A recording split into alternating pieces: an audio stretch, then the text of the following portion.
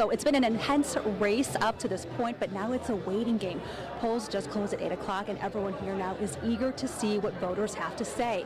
Judge Janet Protasiewicz sat out in the final days of campaigning due to illness, so she really leaned on surrogates and supporters to help make that final push to voters. This race is historic for so many reasons. For one, breaking record spending in a judicial race, topping more than $42 million. While this is a nonpartisan race technically, Protasiewicz has been open about her personal views on access to abortion and supporting a woman's right to choose. At the same time, she pressed that she is a fair and impartial judge. Protasiewicz has said that voters want to know, and she thinks it's disingenuous to not share her values with them. Now, her campaign manager says in terms of voter turnout, they're exceeding expectations. In Eau Claire, we're seeing them almost running out of paper to print ballots out, right? We're seeing students on college campuses waiting hours in line to vote, right? So people really understand what's at stake. People are waiting in line. People are definitely making their voices heard, and we've been seeing really good numbers being reported so far. We're really confident. We feel really good about it. All right, now back out here live, that is Judge Janet Protasiewicz. You see there, she just walked into the room and is greeting supporters here just minutes after the polls closed. As you may or may not know, the Wisconsin Supreme Court has had a conservative majority for more than a decade at this point. This race will determine if that continues or not. Back to you guys. Hey, thanks, Mary Jo. Let's take a look at the other side of this race. Bruce Harrison live in Green Lake, where there's a watch party going on for Dan Kelly. What are you seeing there, Bruce?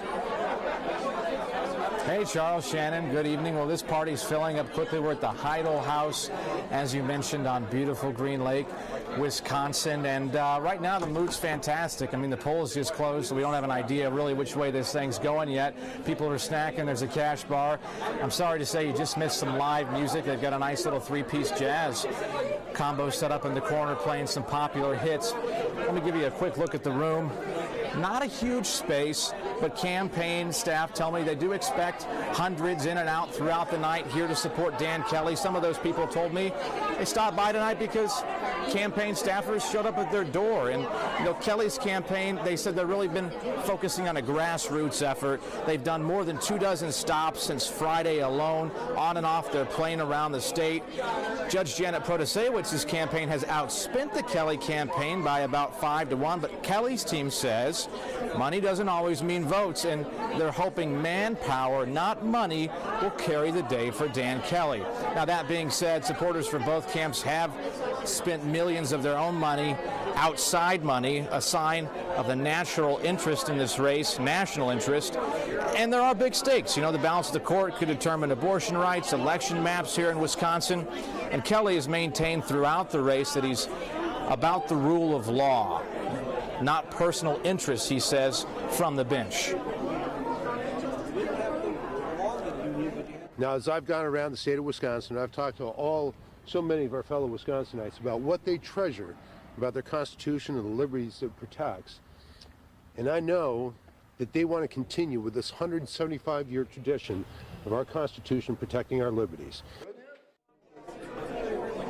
Now, like I said, optimistic mood right now. I have spoken to a number of people who have also said they do believe this is going to be a very close race. So we'll be watching the votes come in closely for our viewers as well. Charles, Shannon?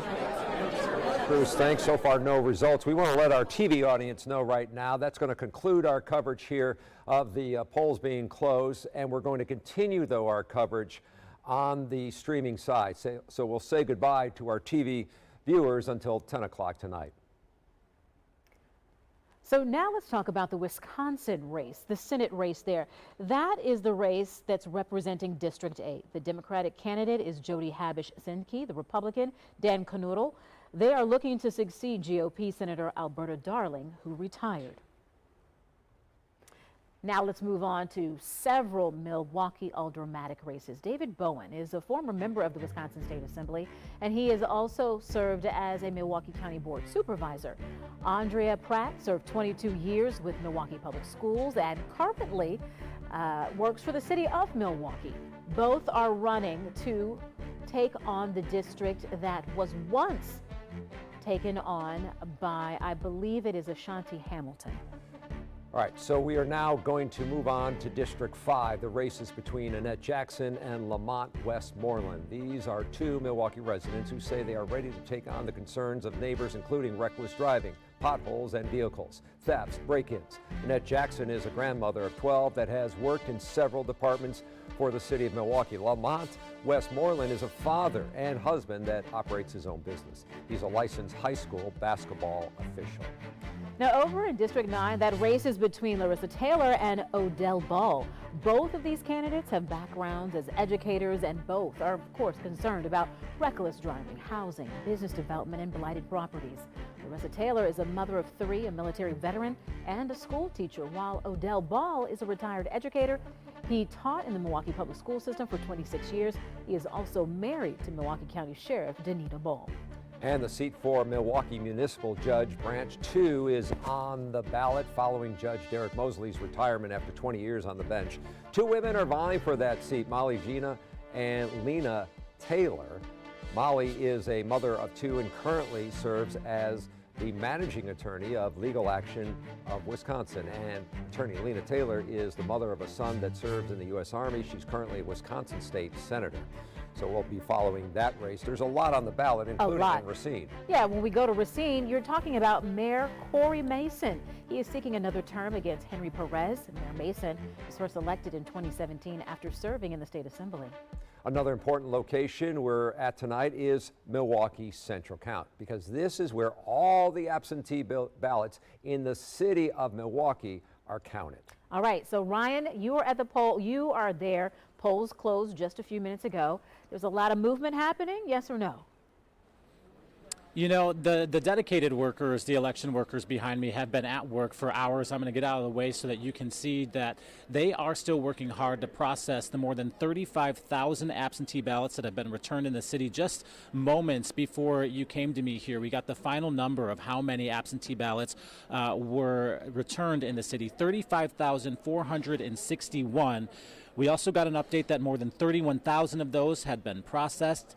As of about a half hour ago, there were still 3,500 ballots left to process. And I spoke with the person in charge of the city's election commission a bit earlier tonight, and she tells me that they hope to be able to wrap up here and bring all of the totals from Central Count here to the courthouse by 10 o'clock tonight. And it's at that point that these tens of thousands of votes will then be added to the results that you're going to start seeing be reported now that the polls have been closed. So that's a good reminder as to why the results may dramatically shift at that point once all of the absentee ballots have been processed and brought over to the courthouse. Again, they hope to be able to do that by 10 o'clock tonight. But right now you can see that the election workers are still hard at work. There are also a lot of observers here, kind of a check and balance system in place. We'll continue to check in from here throughout the night. But for now, reporting live at Central Count in Milwaukee, Ryan Jenkins, TMJ4 News. All right, Ryan, good information there. They expect to have all of those ballots counted by 10 o'clock. So if you went to the polls today, you saw that there were several statewide referendums on the ballot.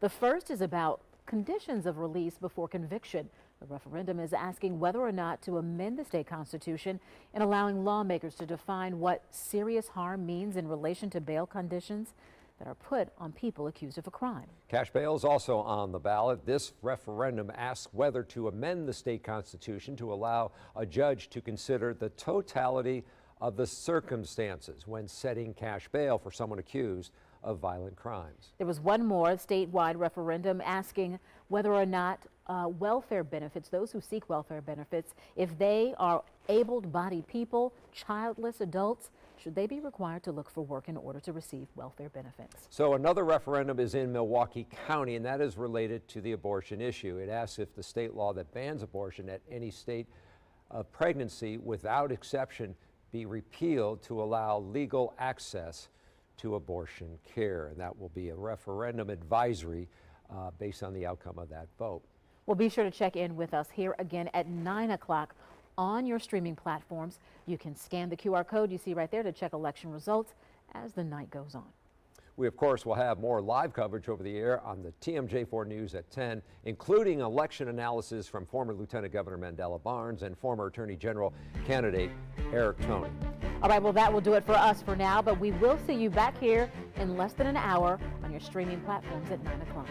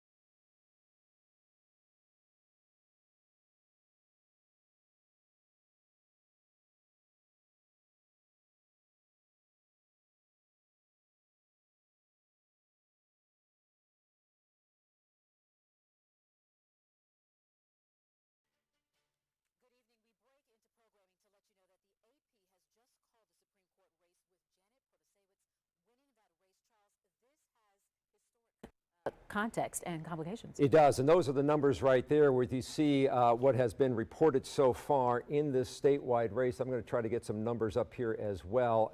All the numbers are not in, but you can see that AP already seeing a comfortable margin there for Judge Janet Protasiewicz, knowing that the stakes were high in this election. It was going to determine which way the court would lean, what would be the ideology of the court. There are 3 conservatives, there are 3 liberals. It now looks like, for the first time in 15 years, that the Wisconsin State Supreme Court will lean in a liberal way by Judge Janet Protasiewicz. This is now the second defeat for Dan Kelly. He was on the ballot in 2020 after being appointed to the bench by Governor Walker, and so this is his second defeat in just a matter of a few years. I think a lot of people will study this election for one reason and one reason only. Judge Janet Protasiewicz made it very much about her personal values on what she saw as issues that she thought would be important in front of the state Supreme Court. Daniel Kelly tried to talk about the rule of law and keep it within the rule of law. So there's a lot more to talk about this election, but right now AP saying it is going to go to Judge Janet Protasiewicz. And we will continue our coverage online and streaming. We'll be right back.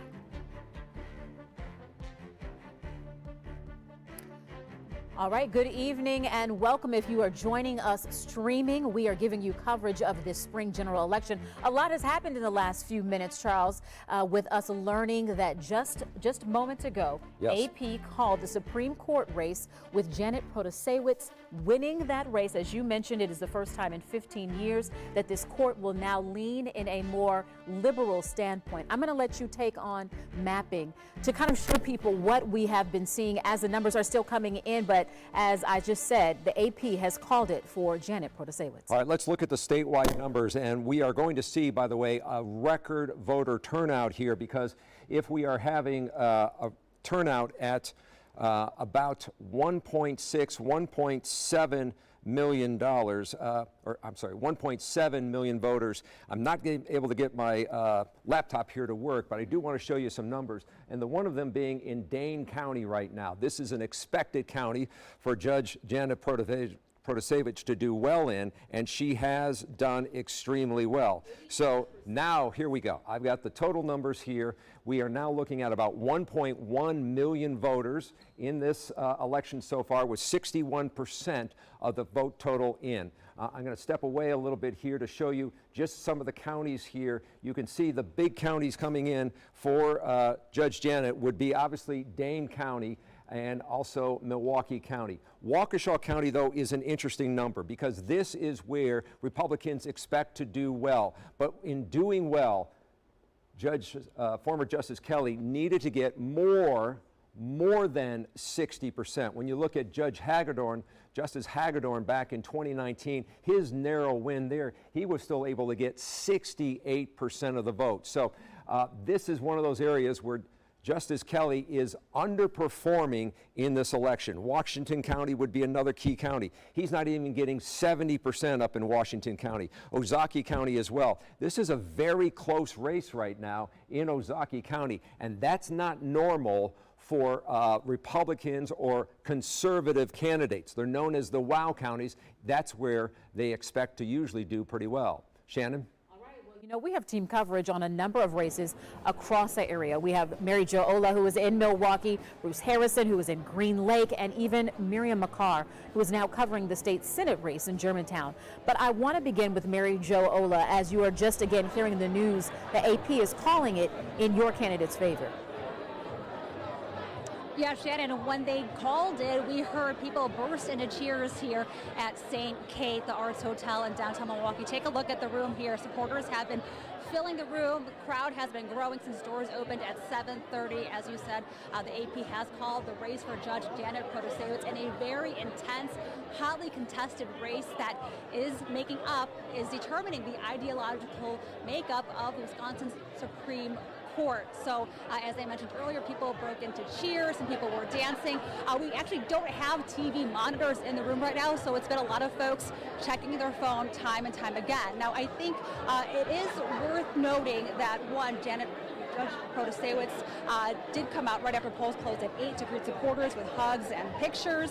But earlier today, when our team caught up with her after she cast her ballot, she said that as this race is garnering so much national attention, she thought that was because Wisconsin is a microcosm of what's happening in the country. And she believes that however this race turns out, so far in her favor, she thinks it says a lot about where people stand on a lot of the issues like abortion. She thinks it says a lot about the perception of a candidate in a nonpartisan race talking openly about their personal values. So her campaign, her supporters went into today feeling very optimistic, cautiously optimistic, because this is Wisconsin and anything really goes when it comes to politics here.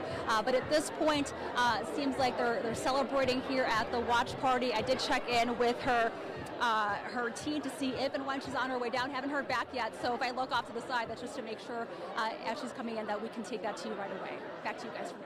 No problem. We totally understand, Mary Jo. When she does come on, we will go live with her remarks. But let's get to the other side of this race. Bruce Harrison is live in Green Lake, where there's a watch party going on for Dan Kelly. Could you sense a change in the mood up there when AP called this race? Charles, actually, no, the band started playing again, I think in an attempt to keep spirits high, but just moments ago, a senior advisor to the Kelly campaign, he walked over here, he tapped me on the shoulder, and he said, 5-minute warning. So shortly, I believe, we're going to be hearing from the former state Supreme Court Justice Dan Kelly. It'll be interesting to hear what he has to say. I spoke to a number of supporters in this room after we'd heard about the AP calling the race, and they said, hey, there's still a lot of votes out there. We want to let this play out. We want to see what the numbers look like in the minutes to come. We're not giving up yet. You know, a lot of people have told me in this party, they've come from around the state. They said they really liked Kelly's grassroots on the ground approach. They said that's what did it for them. They were outspent, at least in campaign dollars, by Janet Protasiewicz's camp. But they said seeing those supporters on the ground motivated a lot of them. I spoke to one of those supporters who came out here tonight, talked about the volunteer work as well as why he thinks Kelly and his principle of rule of law is what the state needs. He talked a lot about the role of the court and the fact that it really should only interpret the laws. It should not make the laws. I'm very nervous about the outcome, but very hopeful as well. He's done all he can do, and I think a lot of conservatives have gotten out here and talked to people. And that Dan Kelly supporter, Will Martin, you know what he also said? He said he has butterflies, and I'm sure he's not the only one in the room right now as we look at these numbers. And again, we're supposed to be hearing from Dan Kelly within minutes on that stage behind me. Charles, Shannon? Not surprised to hear the campaign saying, or others thinking, look, there are still some votes out there. There are still a lot of votes out there, but when you look at the pattern that's happening out there, in the counties where former Justice Kelly was expected to do well, he hasn't done as well as he needed. In counties where Judge Janet Protasiewicz needed to do well, she did well, and she even did well in some of the counties that have traditionally been Republican. So that is the big change here tonight in how she was able to put together this pretty good size victory here based on the numbers. We'll have to wait to see what the total margin will end up being here, but right now we're looking at a double-digit win for Judge Janet Protasiewicz. I think what a lot of people are going to wonder now is what's next. What will the state Supreme Court look like? She will not be sworn in until August, so there will be still some time before all that happens. But a lot of people around the country were watching to see just how this race would unfold, and it's one that the Democrats had circled for a long, long time, knowing that this would be a chance to try to change the outcome of the state Supreme Court. All right, well, so let's take a look at some of the other races we'll be watching closely tonight. In the Wisconsin State Senate race, we are looking at who's representing District 8. That is the Democratic candidate Jody Habush-Sinek and the Republican Dan Knodel. Right now, it is a really tight race with 50% going to Knodel, 49% going to Jody Habush-Sinek. Now, they are both trying to succeed GOP Senator Alberta Darling, who retired.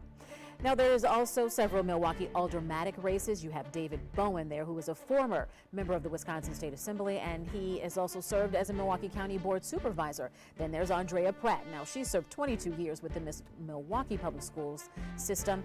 They, too, have a tight race right there. Popularity or service will be the outcome in that race, with 50% for Bowen, 49% for Andrea. And if you're keeping a close eye on these aldermanic races, keep in mind from Ryan Jenkins telling us that there are 35,000 absentee ballots that have been counted and will have to be added to the total. So right now in District 5, the race is between Annette Jackson and Lamont Westmoreland. These are two Milwaukee residents who say they are ready to take on the concerns of neighbors, including reckless driving, potholes, and vehicle thefts and break-ins.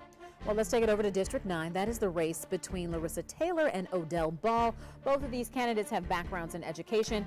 Again, you can see a lot of these aldermanic races are tight ones tonight, with Larissa 51% and Odell Ball with 48%.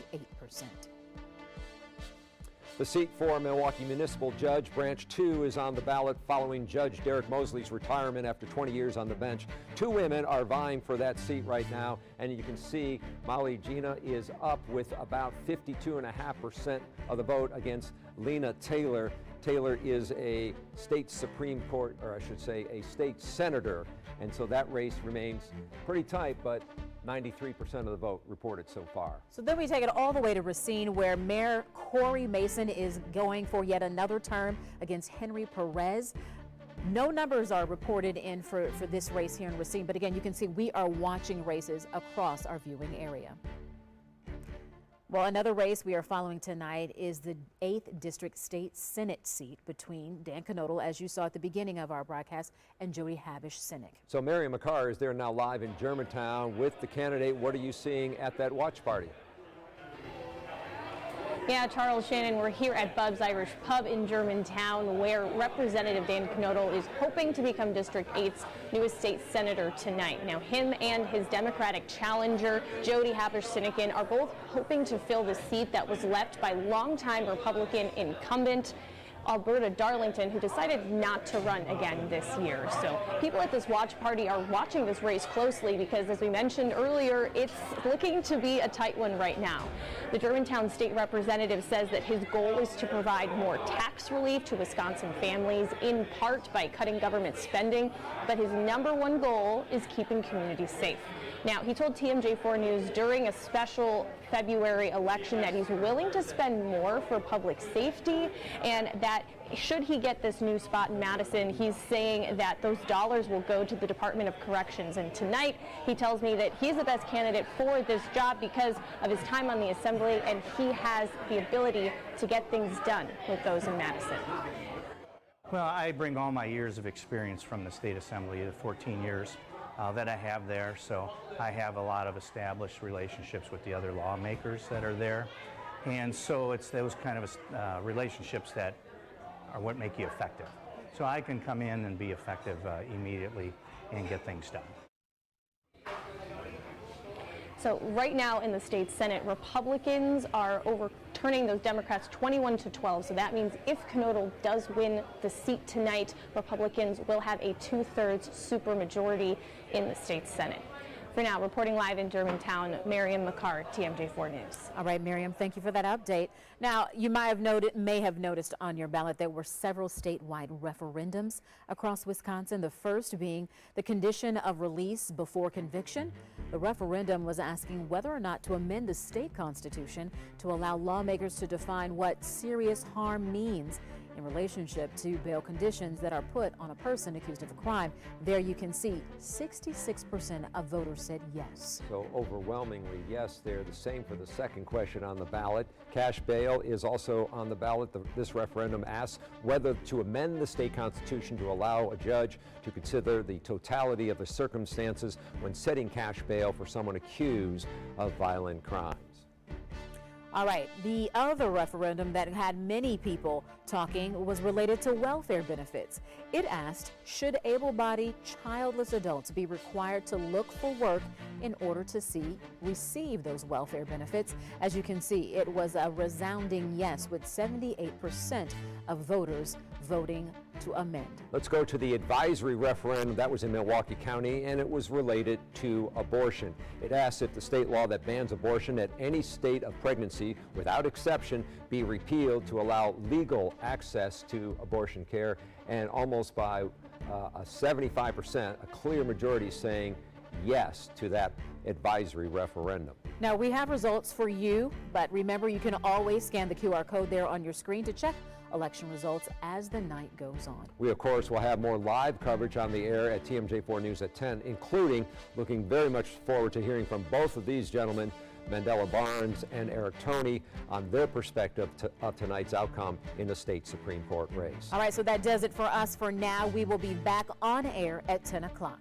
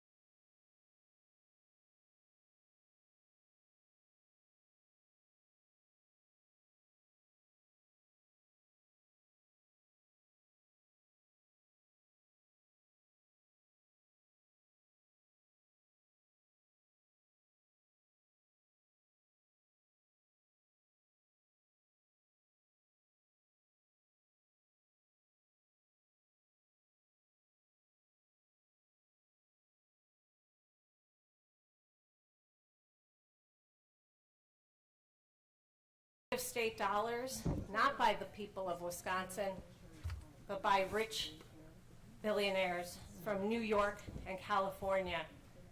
It appears that that is the person who will be joining the Wisconsin Supreme Court. The consequences for the state of Wisconsin will be very grave because we will now have 4 people on the Supreme Court of Wisconsin who will take away the power of the people to rule themselves, to govern themselves through the legislature. And again, that is not what anybody in this room wanted, and I don't think it's what most of the people in Wisconsin wanted. And I have one more thing to say, that it was tens of millions of dollars that were spent to slander a good and honorable Christian man. And I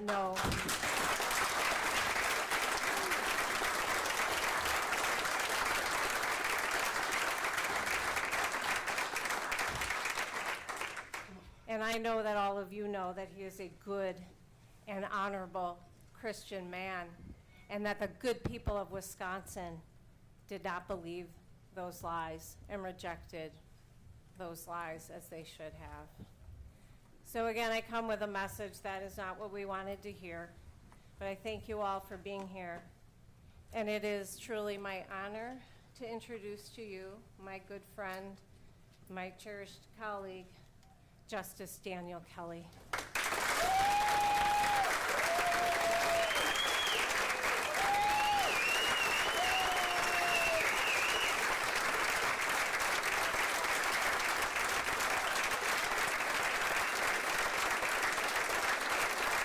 Thank you, everyone. Thank you. Thank you so much.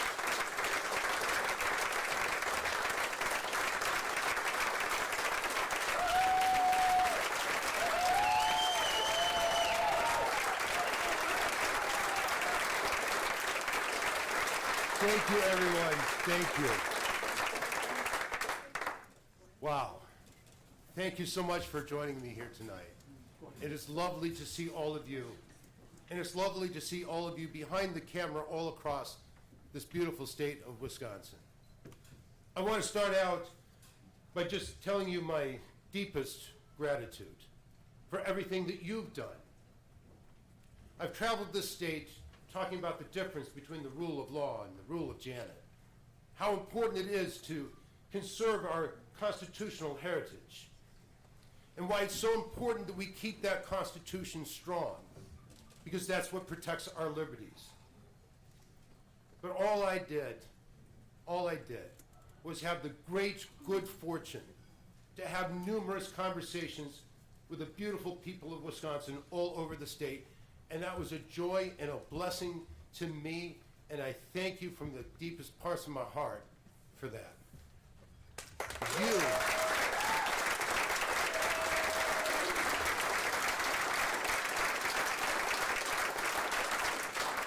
But you, what you did was phenomenal.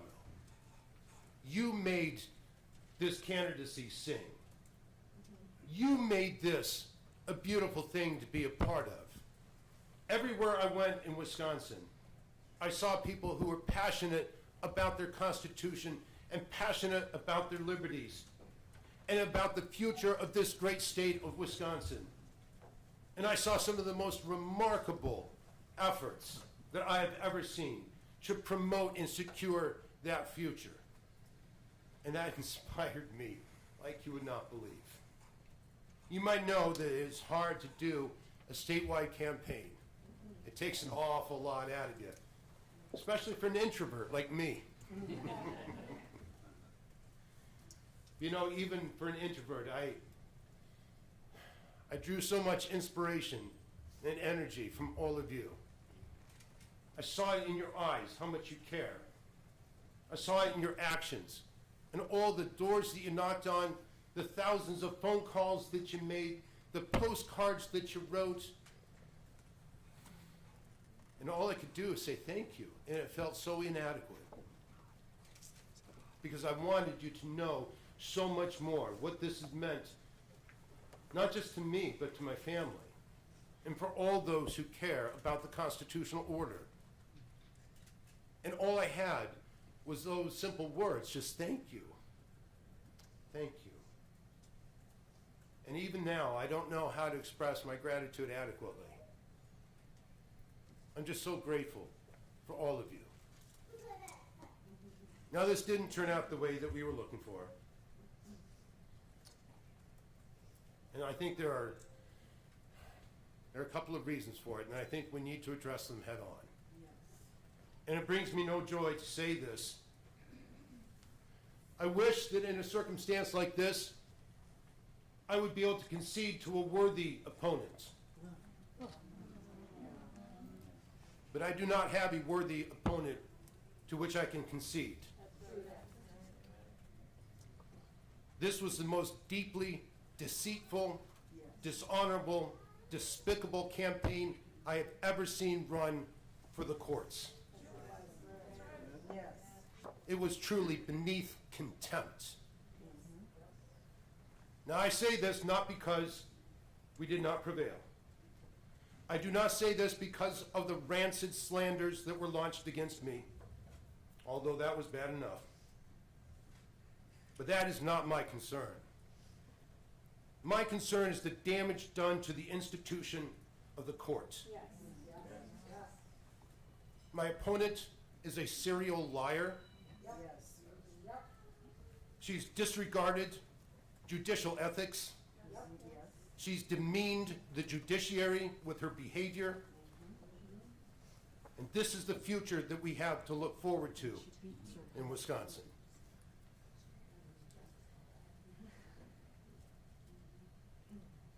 I've been committed to the rule of law my entire career. I understand this to be the most fundamental, basic promise of civilization. And in its heart, it lives in the judiciary, and if not there, nowhere at all. We've had this laid out plainly for us. We could have the rule of law or the rule of Janet. And the people of Wisconsin have chosen the rule of Janet. Now, I respect that decision because it is theirs to make. As I've gone around this great state of ours, everywhere I've gone, I've reminded the people that all the power to create and maintain governments in this state belongs to them. And all the power to decide who sits in the seats created by their Constitution belongs to them. And I promised them that I would respect their decision in this race regardless of what it is. Because that is what a servant does. And so I respect the decision that the people of Wisconsin have made. But I think this does not end well. Now, as I look forward, I hope it does end well. This has been a beautiful, beautiful life here in Wisconsin with all of you. And I wish Wisconsin the best of luck, because I think it's going to need it. Thank you.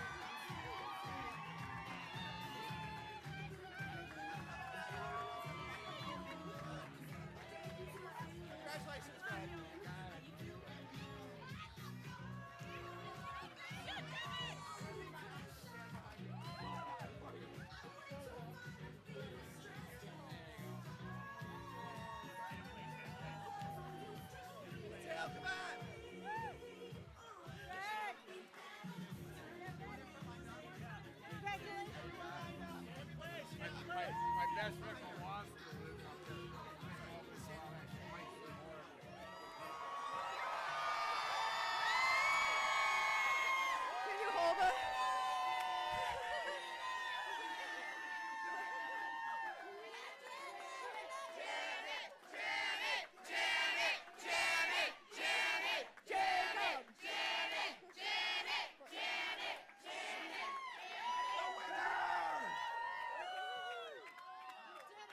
We love you, Janet. We love you. Well, Wisconsin, guess what? We did it. We did it.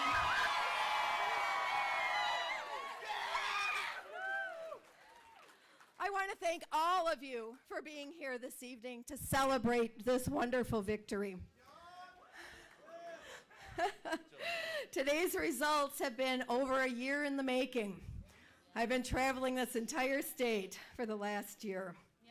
I could not have done it without the hard work and dedication of all of you right here in this room.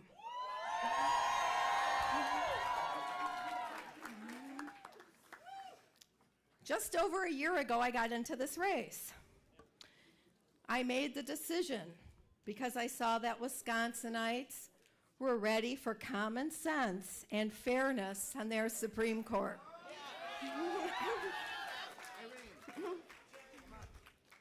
Thank you, Kathy. They were ready to put aside the partisanship and put aside the extremism and to have an impartial court, and a court that makes decisions based on the law, not on a political agenda.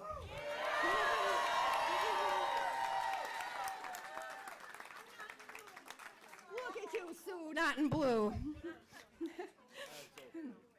My career and my community has really prepared me for this evening tonight. I was born and raised nearby on the south side of Milwaukee to hardworking parents. I went to UWM on the U bus. I went to Marquette Law School and I worked my way through college.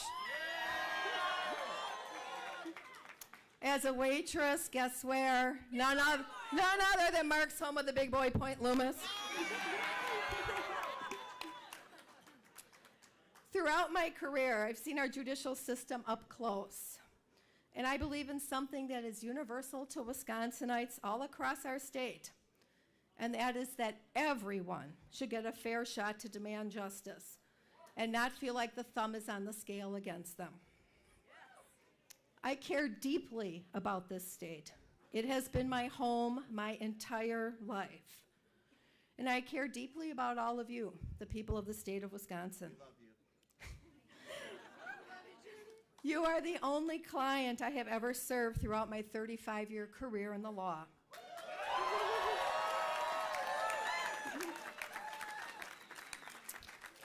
I love you all!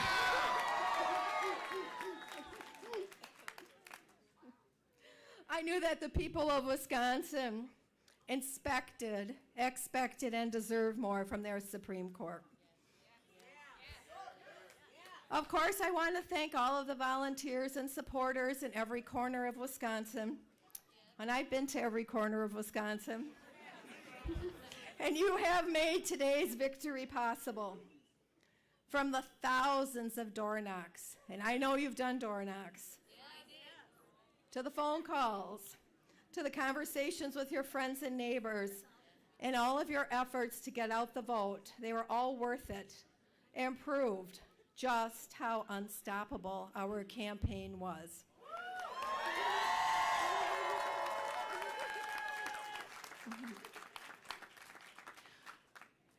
I want to thank my incredible staff, led by my campaign manager, Alejandro Verdeen. Alejandro, you're here?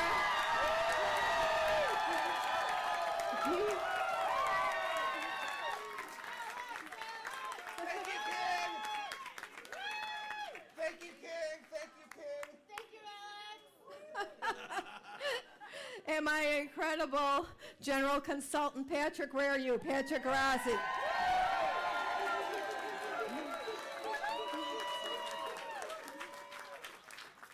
It is risky when you thank the rest of your staff, because we have quite a large staff, because you're fearful you're going to miss someone, but I'm going to try anyway. Where's Sam Recker? Sam? Straight ahead? Sam Recker is utterly amazing. He's our communications director. Where's Sam Langheim?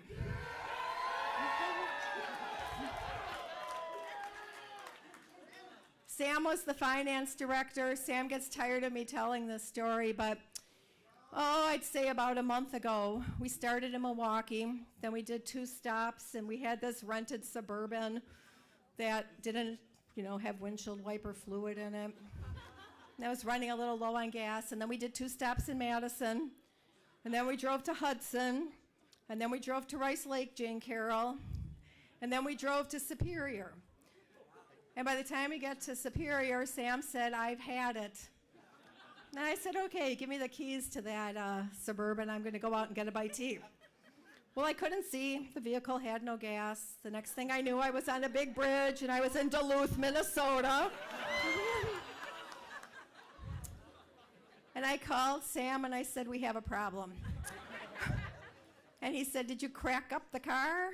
I said, "No." He's like, "Well, then it's not that bad." I said, "Well, you need to Uber out here and drive me back." And he did with no complaints. He's been wonderful. That's Sam. Where's Marshall? Marshall Cohen. Marshall's amazing. He was with me 10 years ago. He's in Washington, D.C. now. He's been helping me. A mastermind, a political mastermind who helped with the messaging and any political questions I ever had. Sachin, are you in here? Sachin Cheda.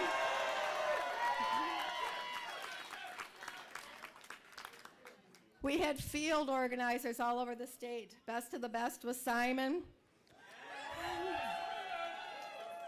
You probably got all sorts of text messages from us asking you to do things for us. You can thank Jacob right over here for all of those. Jacob and Neil. I would be remiss if I failed to mention Julia and Joyce and Carly and Allison and Jackie and Morgan, who must think I'm 22 years old with the schedule that she set up for me, that she did all of that. And then the brains behind our television commercials. Ben Knuckles, where are you? Ben Knuckles. So it was quite a team. I cannot imagine that we could have had a better team to weather this campaign. I also want to thank my wonderful husband, Greg.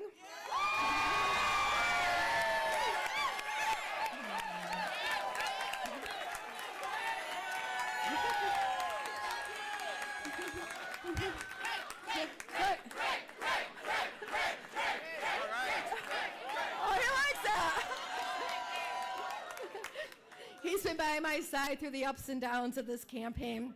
And my name's not Randy Nass. His name's not Randy Nass. He's truly been the best support system. I thank him for believing in me. My brother Steve is here someplace. My sister-in-law Jen, they drove in from Cleveland to be here with us today.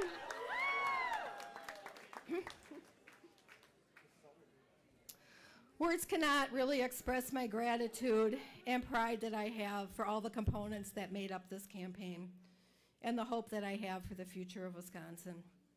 It is the absolute honor of a lifetime to be elected as your next justice on the Wisconsin Supreme Court.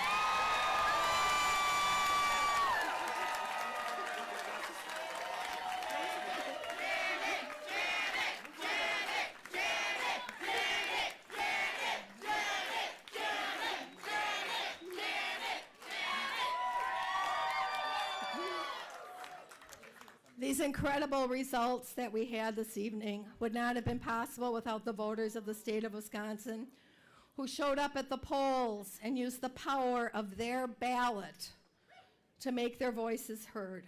So finally, to the people of this beautiful state of Wisconsin, I thank you.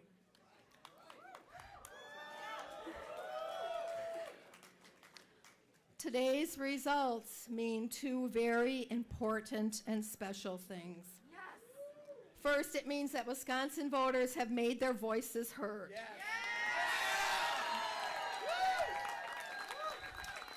They've chosen to reject partisan extremism in this state. And second, it means our democracy will always prevail.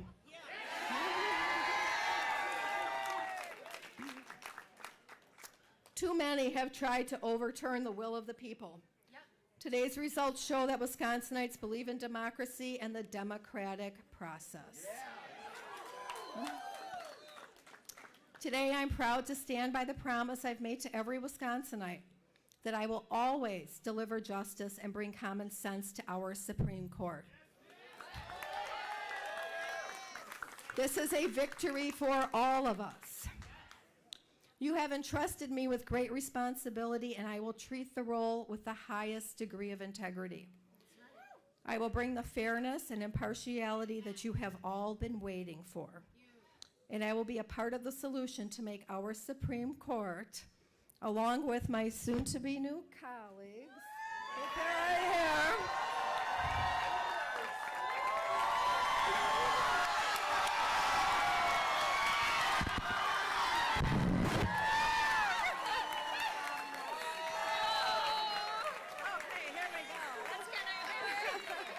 something that you will always feel proud of.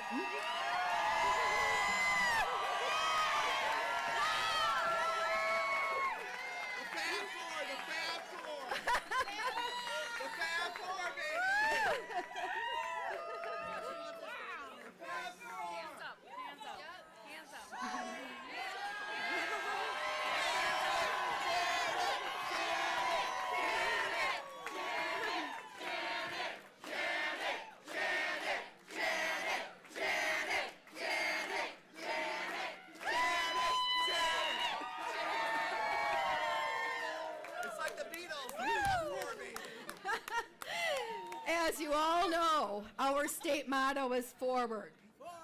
And today, I am proud that we are going to be able to live up to our motto. Our state is taking a step forward to a better and brighter future where our rights and freedoms will be protected.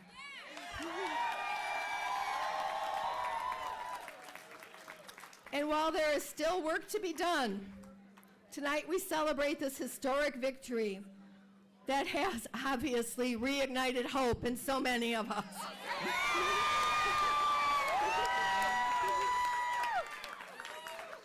Again, to all of you, for your hard work, for your support, and for your energy, thank you.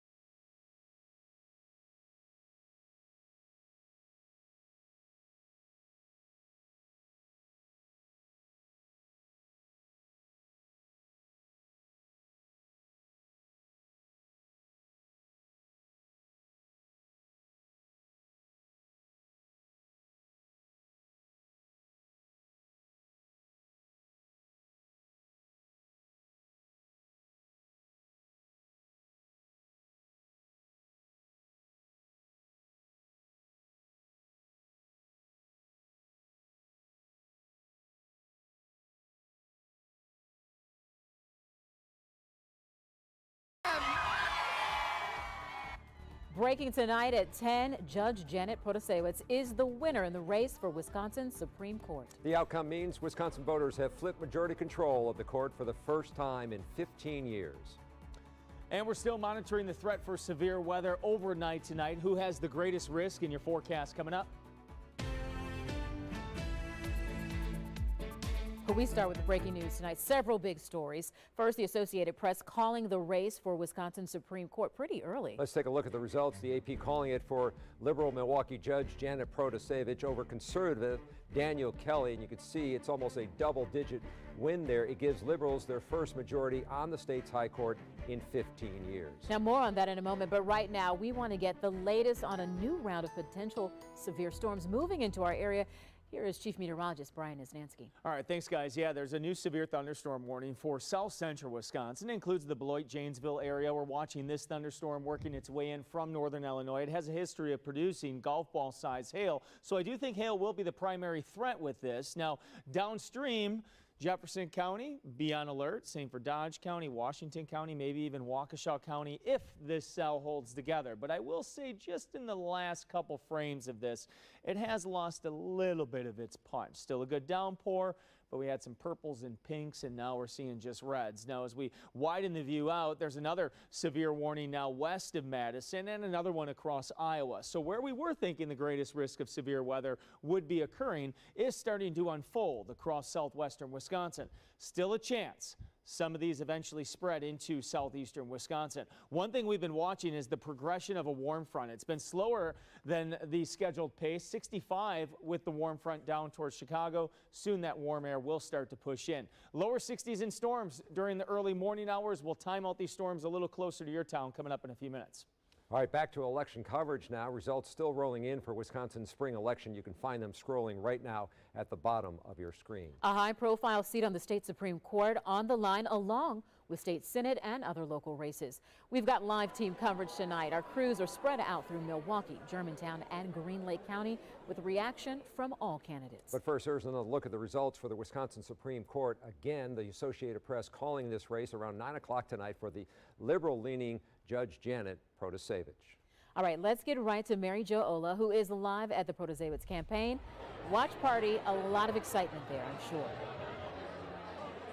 Yeah, Shannon, there's definitely a sense of celebration here at St. Kate in downtown Milwaukee. Judge Janet Protasiewicz just walked out of the room after giving her remarks and thanking supporters. But I think, we can't overstate the historical significance of this race. It's been an intense, record-breaking race, topping more than $42 million, the most in history. And Judge Protasiewicz has been very open about where she stands and her personal beliefs when it comes to big issues like abortion and legislative maps right here in Wisconsin. Something that she said earlier today is that however this race goes, she thinks it says a lot about where people stand on those issues and what they want to see moving forward. Take a listen to what she had to say during some of her remarks tonight. Just over a year ago, I got into this race. I made the decision because I saw that Wisconsinites were ready for common sense and fairness on their Supreme Court.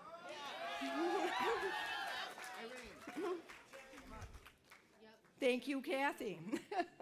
They were ready to put aside the partisanship and put aside the extremism and to have an impartial court, and a court that makes decisions based on the law, not on a political agenda.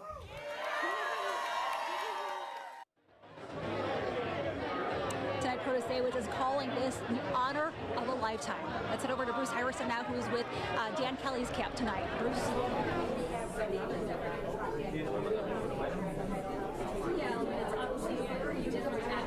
Good evening, Charles.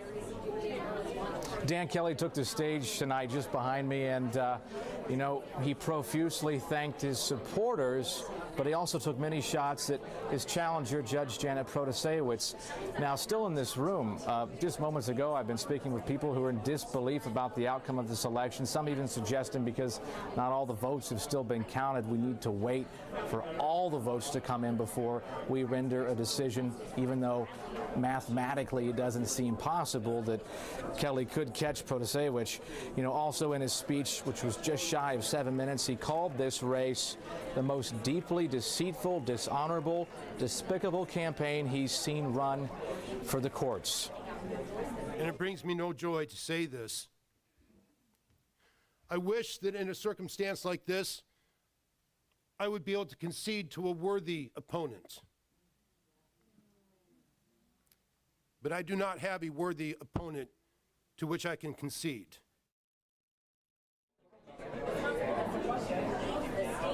Bruce Harrison, TMJ4 News. All right, Bruce, thank you. Mary Jo, also thank you. Let's turn now to the special election for state Senate race in District 8. Now it covers parts of Milwaukee, Waukesha, Washington, and Ozaukee counties. This is the seat long held by retiring Republican Alberta Darling. Republican Dan Conoto facing off against Democrat Jody Habish, Sinekin. Wow, what a tight race there. You see that Dan Conoto 50.5% with Sinekin with 49.5%, even though it looks like only 90% reporting. Now, Miriam McCarr is alive at the Conoto campaign watch party in Germantown. Tell us the feeling you're getting there right now. Well, Shannon, it's been a tight race ever since those polls closed at 8 p.m. So supporters of Conoto and Conoto himself have been filtering in and out of this room here at Bud's Irish Pub in Green. They have been filtering in and out of this place pretty much all evening, but you know, even though the race is tight, they're still confident that they're going to end up on top. Now, when I spoke to Conoto earlier this evening, he told me that his 14 years on the state assembly has really prepared him for the Senate seat that he's vying for and given him name recognition with the district's constituents, half of which he says he already serves as a state rep. So if he wins tonight's spot, he says he'll be getting right to work in Madison. I already have bills authored and released right now in my role in the Assembly.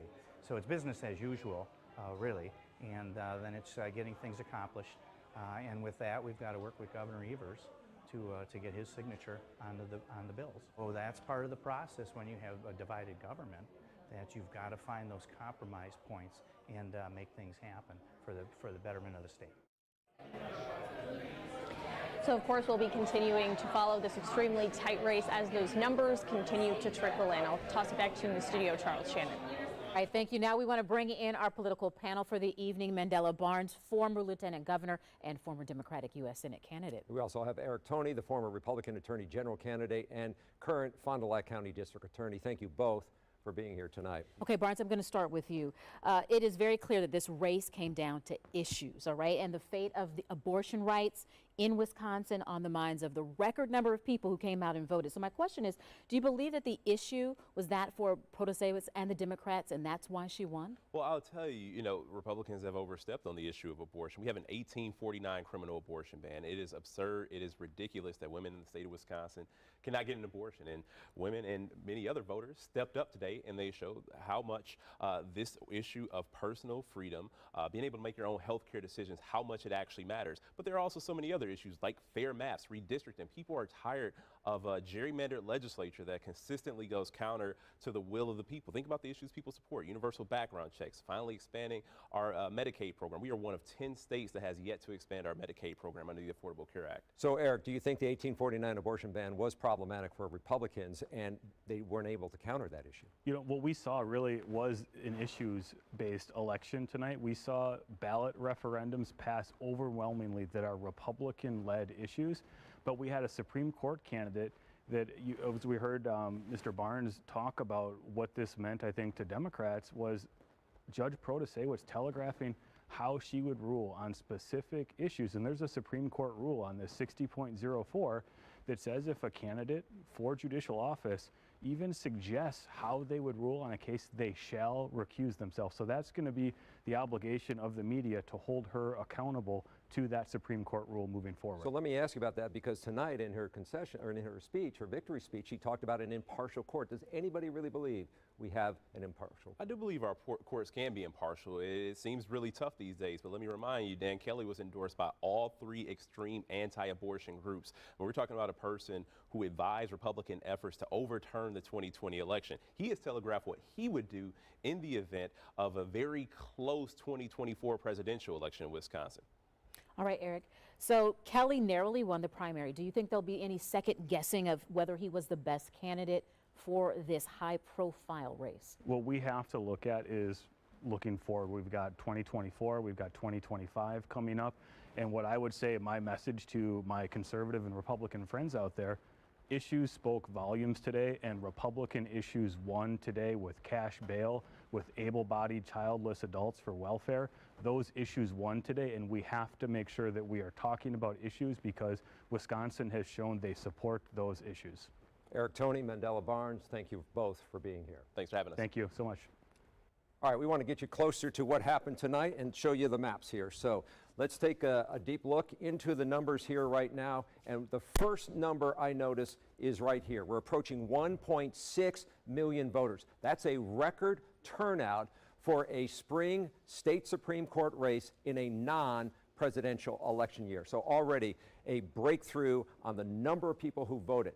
The breakdown between Protasiewicz and Kelly right now looking very similar to 2020 when Dan Kelly, the justice at that time, the incumbent, also lost that year. The key counties are always the key counties for the Democrats. They proved to be Milwaukee County and Dane County. Big numbers in both of those counties. She really did exceed expectations in those areas. In the so-called wow counties, even though Kelly wins them, he doesn't win them by the margin a Republican or a conservative would need. Shannon? All right, Charles, thanks again. You can find results scrolling at the bottom of your screen. You can see a full list at tmj4.com/decision 2022-23, I should say. All right, still ahead at 10, the race for mayor in Racine and a check-in on the work at Milwaukee Central Count Processing Center, where thousands of ballots were sent today. And a historic moment, a former president arrested and appearing in court on criminal charges. His new response tonight.